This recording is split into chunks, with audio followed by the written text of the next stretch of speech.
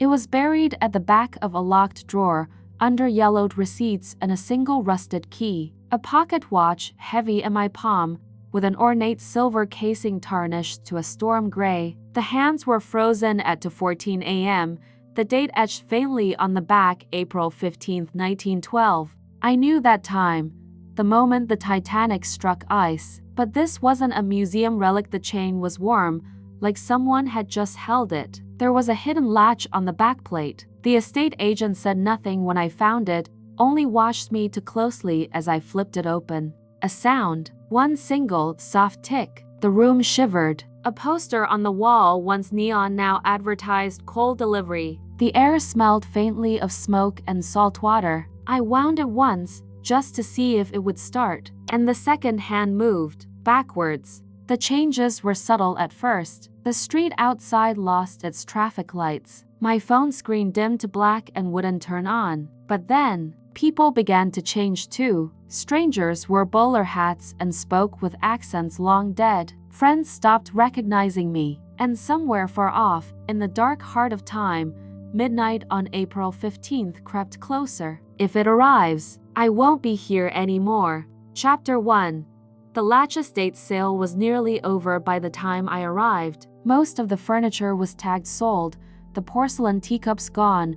Even the smell of dust felt disturbed, as if strangers' hands had been here all morning, turning pages, opening drawers, deciding what was worth carrying away. I wasn't looking for anything in particular. Sometimes the best finds happen when you let the house choose you. The desk was old Edwardian mahogany, with brass pulls dulled to a honey brown. It had been picked over already. The top drawers gapped open, empty, but the bottom right stuck when I tried it. A keyhole, no key. The estate agent, a woman in a navy coat, noticed me struggling. She didn't speak, just tilted her head slightly, as if to say, try again. I pulled harder. Something inside gave way with a wooden sigh. The drawer slid open an inch, enough for me to see yellowed paper curled at the edges and the dull glint of metal. Receipts, a single rusted key, and beneath them, a pocket watch. It was heavier than I expected, its silver casing tarnished almost black in places, but etched with tiny floral scrollwork that caught the light like wet ink. The face was clean, glass intact, Roman numerals still crisp. The hands were stopped. To 14. On the back, in faint engraved script, April 15, 1912. The date hung in my mind for a moment before my brain supplied the association. The night the Titanic sank. But this wasn't in any museum. It sat here, in a forgotten drawer, in a quiet house that smelled faintly of cedar and mothballs. There was a seam along the backplate, not quite flush, as if someone had opened it once and failed to close it completely. I pressed my thumb to it. Nothing. Then I noticed a catch under the crown, a tiny lever disguised as part of the winding mechanism. My nail slid beneath it. It clicked. The back opened. A single, soft tick. I blinked. The electric lamp in the corner didn't buzz anymore. It glowed with a steady amber light, the kind of warmth you see in old photographs. I could swear the air had changed, too heavier somehow, with the faint scent of coal smoke. The estate agent was still at the doorway, but she was watching me too closely now. Her face was unreadable, the way you look at someone holding something that isn't meant for them. I wound the crown just once, without knowing why. The second hand moved, backwards. The lamp's shape changed, still in the same corner, but now a glass globe with brass fittings. I could hear the faint chime of a bell from somewhere down the street, as if someone had just opened the door to an old shop. A chill prickled my neck. I turned the crown again. The second hand ticked backward. Outside the window, the traffic light at the corner was gone. The pole remained, but instead of LEDs, a small metal lantern swung gently, its panes glowing orange. I looked back at the desk. The receipts on the wood were different, ornate handwriting in ink, dated 1911. The estate agent stepped forward, her shoes silent on the carpet. "It always finds a keeper," she said quietly. Before I could ask, she glanced at the watch, then back at me, and smiled in a way that didn't reach her eyes. "Careful how far you wind." She turned and left the room without another word. I stared at the watch. The second hand sat poised at the top of the dial, trembling faintly as if deciding its next move. My phone buzzed in my pocket. I pulled it out. The screen was black. No response. The small brass lantern outside swayed again, as if to remind me I'd already started something I couldn't unwind. Chapter 2.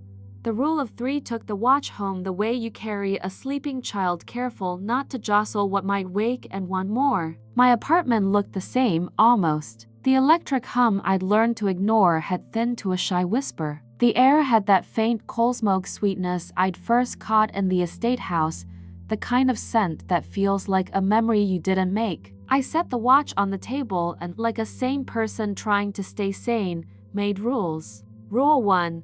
Don't wind it without writing everything down first. Rule 2. One turn at a time. Rule 3.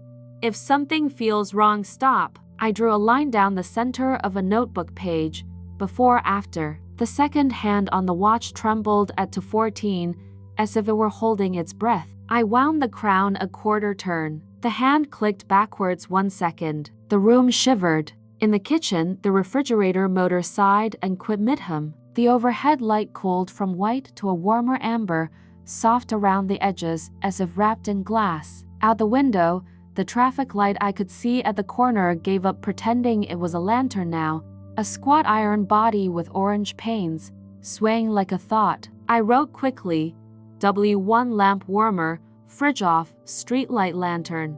My phone on the table stayed black no matter how long I pressed. The little speaker on my shelf, once quick to chatter when I spoke its name, was just a box. The Wi-Fi router single I had gone dark, a toy that had forgotten how to blink. Rule 4. The present dies first at the edges. I waited. Nothing else moved. I told myself I could stop. I wound again, another shallow quarter turn. Tick back. The picture frame on the wall changed without moving. Same nail, same angle, different picture inside it. The glossy print of a beach I'd never visited dissolved into a sepia street. Men in hats, a carriage angled at the curb, a woman staring straight at the camera as if she could see through it. The matte surface smelled faintly of fixer and dust. My electric kettle, proudly modern, had become a squat enamel thing that wanted a stove that wasn't there. In the hallway, the fire alarm blinked once like a dying star and went still. W2 frame image replace C1900S, kettle enamel, alarm dead. My building answered, as buildings do, with small adjustments. Floorboards creaked like old timbers finding their manners. The radiator gave a polite clank I'd never heard before, as if it had been welded with different intentions. I could have stopped then too. I didn't. The crown turned under my fingers like a coin I shouldn't spend. The second hand slid down another notch. Tick back. The microwave on the counter, always smug with its digital certainty, now had a blank porcelain face. A metal bread box, mine, but not mine, reflected the room like a round mirror, and in its curve I saw a version of me gone the color of old photographs. Outside, the street itself had taken a small step. Lane paint gone, the curb a little higher, the corner store's neon off switched to a hand-painted window, provisions. The building across the way were new letters, Violet House instead of a number. Gas lamp halos wound the sidewalk in gold. Somewhere, a bell rang out of sequence 1, then 2, then 3 and stopped, as if counting me. W3 appliances analog, signage repainted, bell 3X. I put the pen down. I had enough to call it a pattern. 3 wins, 3 clean regressions. The radius wasn't all mine. The world beyond my window had agreed to play along. I tried my phone again out of habit. Black. A small, stubborn slab of glass. The message threads that had once pulsed with little bubbles now felt like the memory of bubbles. I knew they had existed, but the air didn't. When I looked back at the table, the notebook paper had yellowed by a decade. The ink looked wetter, more permanent. The line I'd drawn down the page bled at the edges like it had been drawn with a nib. I tapped the watch crystal with a fingernail. 2:14. That's when the tiny hairline in the glass caught the light so faint I might have missed it. A crack like a minute hand pointed not at a number but at me. "Careful how far you wind," the estate agent had said. I closed my eyes, counted my breaths, opened them. The watch did not care about my breathing. I needed a witness. Downstairs, the hallway smelled not of bleach and last night's dinner but of soap and paper. The door buzzer panel had become a row of little porcelain poles with names written in tiny copperplate on cards behind glass. My last name wasn't there. A blank awaited ink. On the street, a carriage clip-clopped through like an actor in the wrong scene, then was gone. Two kids in sweaters I'd only ever seen in films hopped chalk squares chalk that looked too real to be decorative. A man at the newsstand it had been a kiosk yesterday handed me a folded paper with a nod like he'd always known me. The date in the corner read last year. Not last year. A year you had to pronounce carefully, as if it might break in your mouth. I called my best friend out of reflex. The call went nowhere because nowhere had returned to meaning what it used to mean when a line was cut. I wrote her address on a small card, tucked the watch in my pocket, and walked. On the way, the city couldn't decide on a decade. Shoes clicked at a tempo that belonged to leather and cobble. A tram clanged a sound I'd never heard in life but had always known in the bones because movies had been trying to teach me it existed. I passed a shop window that used to be a boutique for minimalist candle holders. Now it was a telegraph office. A brass key winked on the counter, and I could have sworn I heard a code under the air. Dots and dashes arranged like rain. A poster on a wall where there had been a billboard advertised transatlantic passage with an illustration of a ship to Confident by half. In the corner in tiny type, the printer's mark read Liverpool. I pulled my eyes away and kept walking, as if looking too long would convince the watch that I approved. By the time I reached her block, the lamps had settled on gas halos, soft around the edges like candlelight doing its best to behave. Her building had traded its glass door for a heavy thing with a brass letterbox. I knocked because there was nothing to buzz. Footsteps, then a voice behind wood. "Yes, it's me," I said, and gave my name. "You won't believe what I..."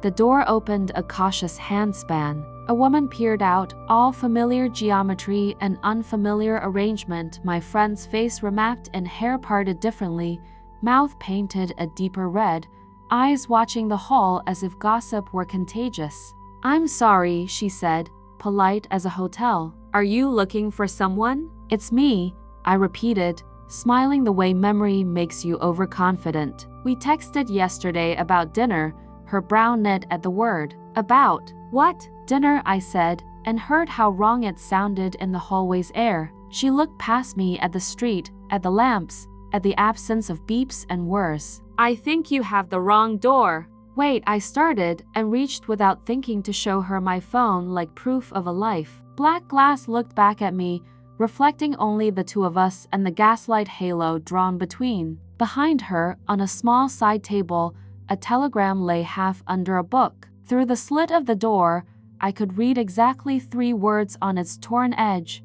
Arrived before midden, she noticed my gaze and slid the chain off with a practiced, sorry smile to close us both back into our correct worlds. "Truly," she said, and the apology in her voice cut cleaner than a refusal, "I don't think we've met." The door clicked. The chain fell. I stood there with my hand full of nothing that worked and my pocket heavy with a century that did, listening to the building settle like a ship learning how much water it had taken on. The watch ticked once against my leg. Back. Somewhere, faint and open-throated, a horn blew a note that didn't belong to cars. I wrote on my palm with a pencil stub because paper felt too permanent for this moment. Rule 5. 3 winds change the world. A 4th changes people. I didn't wind again. Not yet. Chapter 3. Borrowed horsey didn't sleep. Or maybe I did, but the kind of sleep where you can still hear the world deciding whether it should keep you. When I woke, the light was different. It was morning, but not my morning. The sun's angle seemed slightly off, and the shadows of the buildings outside were longer, sharper, as if the streets had been drawn with a harder pencil. The watch sat where I'd left it, still warm from my pocket. 2:14 a.m., second hand steady. I decided I wouldn't wind it. Not today. If 3 turns had bent the world this far, Maybe stillness could bend it back. I kept my rules in sight. Rule 5: 3 winds change the world. A fourth changes people. I'd written it on my palm, but the graphite had smeared, like the words were trying to forget themselves. The first odd thing happened an hour later. I went to boil water in the enamel kettle for coffee. Halfway through pouring, the stream slowed, not from a lack of heat, but as if the liquid had thickened into syrup. My hands moved normally, but the steam rose unnaturally slow, curling in long, deliberate spirals before fading. When I blinked, it snapped back to normal speed, and the watch, still untouched, had its second hand tilted ever so slightly back. I left the apartment. The world outside hadn't regressed further, but it hadn't gone forward either. People walked, but slower. Carriage wheels seemed to turn with measured ceremony. One man's cigarette smoke hung in the air like a photograph. I tested it, stepped quickly past a lamppost, turned back, and the smoke hadn't moved. It wasn't me slowing down. It was everything else. At the corner, the lantern light was dimmer than yesterday. The painted glass now read Gosco in faded gold script, as though even the sign was aging in reverse. I thought about the watch's second hand shifting without my touch. If not winding could do this, maybe every moment I kept it was a moment stolen from the present. Borrowed hours. Hours I might owe back. I walked toward the river. The air smelled faintly metallic, like rain on iron. Halfway there, I saw her, the woman from the photograph that had replaced the one in my apartment. She was wearing the same hat, the same dress. She was standing in front of a bakery window, but the display inside was wrong. Crusty loaves wrapped in paper stamped 1911. She was still, too still, like she'd stepped out of her century and wasn't sure how to rejoin it. Then her eyes moved, slowly, deliberately, locking on me as if she recognized something. I turned away fast, my pulse loud in my ears. When I reached the river, the water didn't move. The surface rippled, but it was like glass capturing motion without releasing it. The watch ticked once in my pocket, back, and something else shifted. A chill in the air, a heaviness in my hands. I looked down and realized my jacket wasn't mine anymore. It was older wool, double-breasted, smelling faintly of smoke. I slipped a hand inside the pocket and pulled out a folded piece of paper. It wasn't blank. It was a ticket. Arms, Titanic, April 10, 1912. The second hand on the watch twitched again, though I hadn't touched it, and I understood, finally, that I wasn't in control of how far back it wanted to go. Borrowed hours weren't borrowed at all. They were being repaid, and payment was due soon. Chapter 4. The debt collector woman from the photograph wasn't just a chance encounter. I knew it when I saw her again less than an hour later, across the street from my building. Same hat, same steady, unblinking gaze. She didn't move toward me. She didn't need to. When our eyes met, the city between us seemed quieter, like someone had turned the volume down on everything else. The clop of a passing carriage dulled to a hollow echo. Even the wind held its breath. I stepped toward the door, key in hand, but didn't look away. She stayed put, until I blinked. Then she was gone. Upstairs, the watch lay exactly where I'd left it on the table. It ticked once, back. I hadn't touched it. The second hand slid in a slow arc, and the air in the room grew thick. The shadows deepened in the corners. The amber light took on a sepia haze. My notebook's pages, the before-after chart, were yellower now, curling at the edges like something left in a trunk for decades. When I glanced at the window, she was there again, closer this time, standing in the gaslight glow just beyond the glass, looking up at me. I didn't go near the watch for the rest of the day, but at night, the dreams began. They weren't mine. In them, I was her, standing in a long corridor lined with closed cabin doors, the air filled with distant music and the muffled thrum of engines. My hands clutched something small and warm, and I could feel the weight of a century pressing in. The dream would end the same way every time. A shadow fell over me, and a voice, low, precise, whispered, "The hours are not yours." I woke at 2:14 a.m. The watch's second hand moved again, back, and this time, I heard it. Faint, metallic, like footsteps on a ship's deck. I crossed the room and covered the watch with a towel, as if that could mute it. But the sound didn't stop. It came from the hallway outside my apartment. When I opened the door, the corridor was empty, except for something on the floor. A folded slip of paper. On it, in looping ink, "Settle your account." Chapter 5.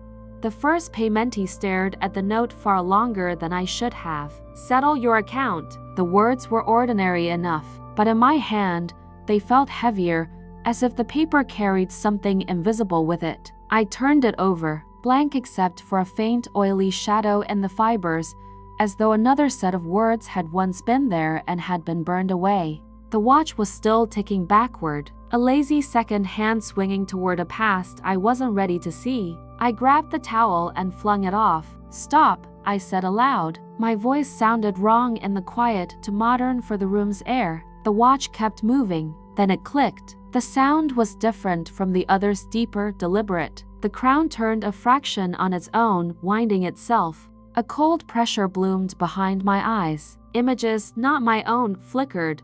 A man's leather wallet, a pearl hairpin, a fountain pen with a cracked nib, a gold coin worn nearly smooth. Each object carried a weight not physical, but moral. I could feel it. "These are worth something," the sensation whispered. "Give me one, and I will return the hour I have taken." I backed away. "You want things?" The ticking slowed just enough for the air to feel lighter. I tried to think logically. If it wanted an exchange, maybe it could be tricked. I took a handful of loose change from my desk and set it beside the watch. Nothing. The ticking went on, slower than before, but unbothered. The next image came sharp and fast. My father's pocket knife, the one I'd kept in a box for years. I hadn't thought about it in months, but now it flashed in my mind with photographic clarity, the worn wood grip, the initials carved in the handle. I shook my head. No, the watch clicked again. The second hand twitched backward, and something in the room changed. The framed photo on my wall, the one of me and my father at the pier when I was 12, was gone. The frame still hung there, but inside it was a sepia portrait of a man I'd never met, dressed in a naval uniform, staring at the camera like he had taken the picture. The cold behind my eyes pulsed harder. It wasn't just asking for things. It could take them. The ticking grew louder. A third click came slower, almost patient. The sensation returned. One thing for 1 hour. My father's pocket knife burned in my mind again. This time, I could almost feel the weight of it in my palm. I opened the drawer, took it out. The wood was warm, as if it had been waiting for me. I set it beside the watch. The moment I did, the second hand hesitated, then ticked forward. Once, the air lightened. The coal smoke scent faded. Somewhere in the distance, I heard the buzz of an electric sign faint, but there, the watch was satisfied. For now. But the hour it had given back wasn't the same one it had taken. The lantern outside was still there. The street still smelled like another century. It hadn't returned my time. It had simply made a deposit in someone else's. Chapter 6. Collateral. I left the pocket knife on the table beside the watch, thinking I'd move it later. When I came back, it was gone. No, not gone. The table's surface was smooth where it had been, but the air above it felt folded like a page you couldn't quite turn back. The watch's crystal caught the light, and for the first time, I noticed something under the hairline crack, not just a reflection, but depth. A shimmer, almost like glass submerged in water. I leaned closer. The shimmer shifted. Shapes emerged. The gold coin, the hairpin, the fountain pen from earlier visions. And there in the far back, half in shadow, was my father's pocket knife, resting on something I couldn't see. It wasn't a reflection. It was a room. The ticking slowed, as if the watch were aware of my attention. A pull began behind my eyes again, stronger than before. Images weren't flashing this time, they were drawing me in. The crown turned a fraction on its own. The second hand jumped back, and suddenly, I wasn't looking at the watch anymore. I was inside. The room was dim, lit by a single bare bulb that buzzed like a trapped insect. Dust swirled in slow motion. Shelves lined the walls, each stacked with objects, some modern, some so old they looked like they'd been buried for centuries. I walked past a brass compass whose needle spun lazily, a child's shoe, a locket hanging open with no picture inside. Then I saw the pocket knife. I picked it up and instantly, the room seemed to lean toward me. A low hum filled my ears, and the bulb overhead flickered. Something moved in the far corner. A figure too tall, too thin stepped forward. Its face was wrong, not featureless, but arranged like a photograph someone had handled, too much blurred, edges curling. In its hands, it held a ledger, pages fluttering despite the still air. It didn't speak, but I felt its question.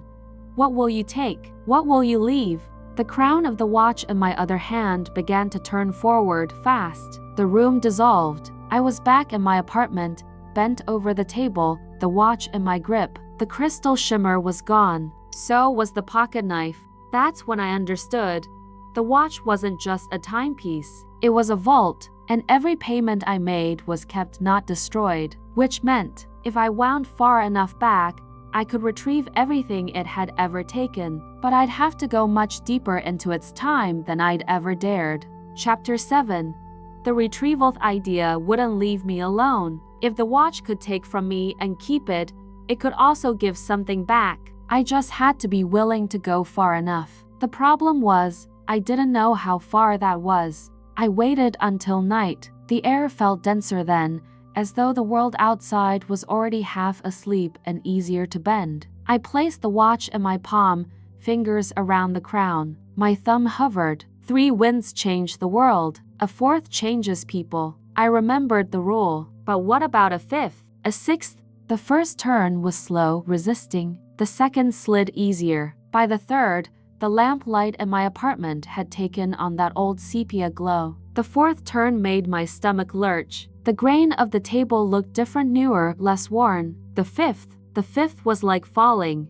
I was back in the vault room, but it wasn't dusty and dim anymore. It was brighter, humming with a low, living sound. The shelves were taller now, stacked with hundreds of items. My father's pocket knife sat exactly where it had been, but this time when I picked it up, the hum shifted sharper, more alert. I shoved it into my jacket pocket. Then I saw something else, a photograph of a little girl in a white dress, clutching a stuffed rabbit. The edges were scalloped, the ink slightly blurred from age. I didn't recognize her, but the moment my fingers brushed the photo, the world tilted. The vault was gone. I was standing on a cobblestone street at dusk. Horses clopped past, their breath steaming in the cool air. Gas lamps hissed overhead. A man in a wool coat brushed by me without a glance. In the window of a nearby shop, the girl from the photo pressed her face to the glass, eyes wide at a display of penny sweets. The moment felt whole,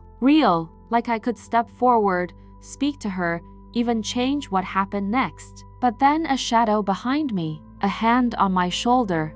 I turned. It was the blurred-faced figure from the vault, ledger in hand. The pages flipped themselves, stopping at a blank one. It held out a pen. I knew, without being told, that if I wrote something here, this moment, this person could become mine to take, just like the watch had taken from me. My hand hovered over the page, but before I could decide, the crown in my palm spun forward on its own. The street dissolved. I was back in my apartment. The knife was still in my pocket. The photograph was on my table. The watch ticked backward again, as if reminding me it hadn't been my choice to return. Chapter 8. The ledger photograph of the girl sat on my table for hours. I didn't touch it, but it didn't fade or vanish the way other taken things had. It felt anchored here, as if it belonged in my time now, but I knew it didn't. Somewhere, in whatever year that cobblestone street existed, a little girl in a white dress was no longer looking at penny sweets. And it was my fault for touching that photograph.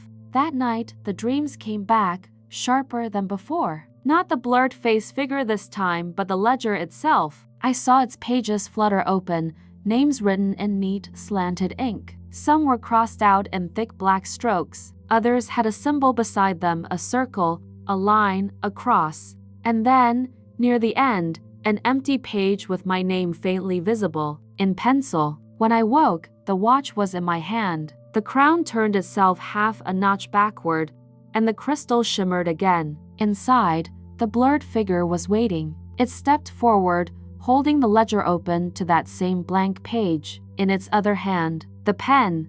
I shook my head. It didn't move, but I felt the weight of its stare. Then another page turned on its own, not blank, filled with a list of items I recognized. The pocket knife, the gold coin, the pearl hairpin, and beneath those, names. One was the girl from the photograph. Another was a man I'd never met. The ledger was more than a list of possessions. It was an inventory of people. The figure tapped the page with my name on it. Slowly, deliberately. The pen's nib gleamed, and a droplet of black ink swelled at the tip without falling. It was offering me a choice, to add someone else, or to let my name be written in ink. I backed away. No deal. The figure closed the ledger with a sound that echoed far too loudly for the space we were in. The crown of the watch spun forward hard, so hard it burned my palm. I was thrown back into my apartment. The watch lay cold now, its second hand still. The photograph of the girl was gone. In its place was the pearl hairpin. I didn't know if that meant she'd been returned or replaced. Chapter 9. The replacement. The pearl hairpin lay in the center of my table, glinting faintly in the lamplight. I'd never owned it. I'd never even seen it outside the shimmer inside the watch's crystal. But now it was here, solid and cold between my fingers. I looked toward the shelf where my mother's porcelain vase had always sat. Empty. I didn't need to check the vault to know where it had gone.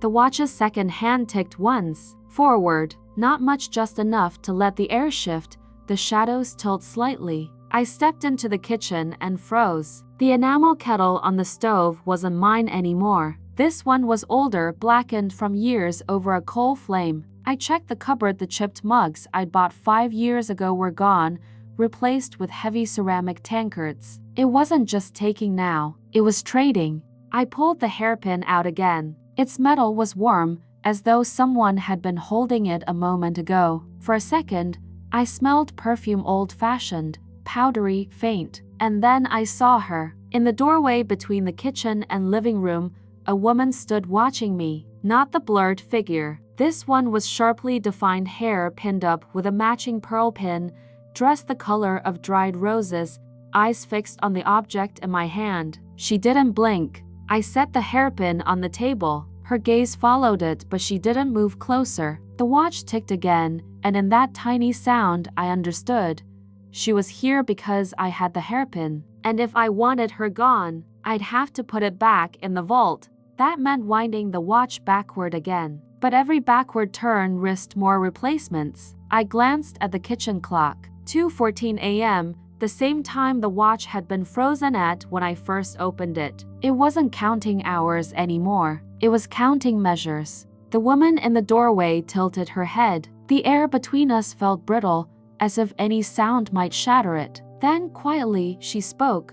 Put it back. Her voice was steady, but her eyes begged me not to. Chapter 10. The owner. Her eyes never left mine, not even when the watch ticked again, louder this time, like it was marking her words. Put it back, she repeated. Only now, I realized she wasn't asking me to return her hairpin. She was warning me.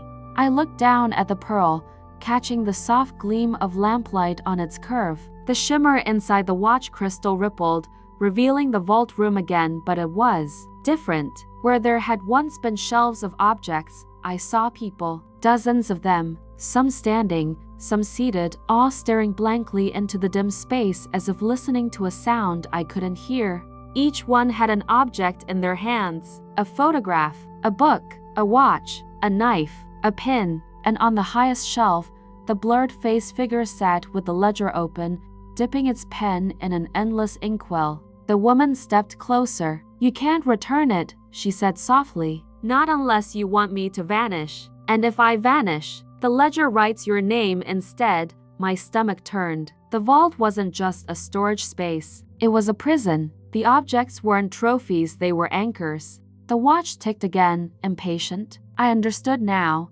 Every item taken came with a life bound to it. Remove the object from the vault, and the life tethered to it could move freely again. But if they had nowhere to go, they didn't just disappear, they were replaced by someone else. I turned the crown backward, just enough to see the shimmer deepen. The ledger flipped on its own, stopping at my name again. This time, the pencil outline was darker, almost ink. The figure looked at me. It didn't need to speak. The offer was the same as before.